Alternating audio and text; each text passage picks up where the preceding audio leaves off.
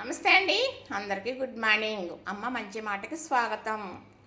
ఇది వంకాయ పచ్చడి ఎలా చేశాను అనేది చెబుతాను. మరి అమ్మ మంచి మాట ఛానల్ పేరు మార్చుకుని మళ్ళీ అలా పెట్టామండి. సబ్స్క్రైబర్లు ఎక్కువ ఉన్నారు కదా అని అలా పెట్టింది మా కోడలు. అందులో కూడా పెడుతూ ఉంటాను. నేను ఒక వీడియో పెట్టాను షార్ట్. అంటే నాది మన మన సాంప్రదాయాలు వంటల ఛానల్ పెట్టి 2 సంవత్సరాలు అయింది. అది డెవలప్ అయ్యింది. అది మనకి మొండిడిషన్ అయ్యింది. తర్వాత పిన్నికి అప్లై చేసుకుంటే పిన్ కూడా వచ్చింది. అంటే నాకు ఏమీ తెలీదు, ఇది ఏం చేయడం కూడా తెలియదు అన్నమాట. అవన్నీ మా కోడలు చూసుకుంటుంది. అయితే ఎంత కష్టపడి చేసినా నాకు తెలియని దాన్ని ఇంతవరకు అభివృద్ధి అయ్యాను కదా. చేసుకోండి, ఎవరు బ్యాడ్ కామెంట్లు పట్టించుకోవద్దు. అయిన వాళ్ళ సపోర్ట్ అసలే వద్దు. మనకు వేలల్లో కాదు లక్షల్లో చూడాలి కదా అని నేను వీడియో పెట్టాను. ఆ వీడియోకి నేను మెచ్చర్ ఫంక్షన్ ఉంటే వెళ్ళొచ్చానండి. ఆ చలిలేని బట్టలు అయ్యి ఆ చీర అయ్యి మార్చకుండా దాని మీద చేశాను. ఆ నగలు అయ్యి చూసి మీ దర్భం చూపించుకోవడానికి వీడియో చేశారు తప్ప ఇందులో ఏమీ లేదు, ఇదంతా సోదే, ఈ వీడియోలు ఉపయోగం ఏమీ లేదు అని పెట్టారండి. అది తెలిసిన వాళ్ళ పనో తెలని వాళ్ళ పనో, రాక్షసుల పని మాత్రం.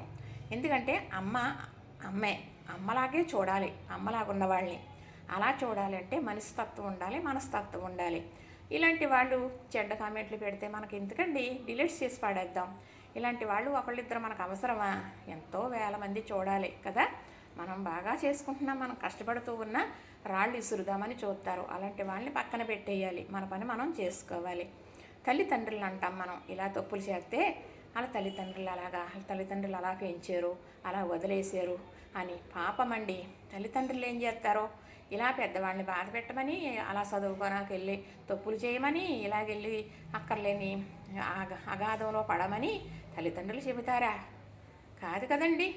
కాకపోతే ఇలాంటి వాళ్ళని కనడం వాళ్ళు చేసిన పాపం. అది తల్లిదండ్రులమే. నా భార్య భర్తలు మేము కూడా తల్లిదండ్రుల స్థానంలోనే ఉన్నాం, నాకు తెలుసు.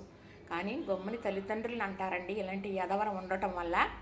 అది దర్భం చూపించుకోవాలంటే ఎలాగన్నా చూపించుకోవచ్చు. ఇన్నాళ్ళలో నేను మెడలో ఏది వేసుకోలేదు. కొన్నాయే కావచ్చు, బంగారపయ్యే కావచ్చు, ఏమీ లేకపోవచ్చు.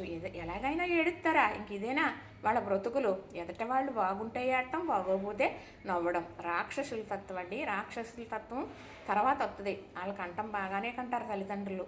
ఈ ఎదవల బతుకు విధానం ఆ రాక్షసుల్లాగా బ్రతుకుతారన్నమాట. అలాంటి వాళ్ళని గడ్డి పూసలాగా తీసి పాడేయండి. చక్కగా మీ వీడియోలు మీరు చేసుకోండి.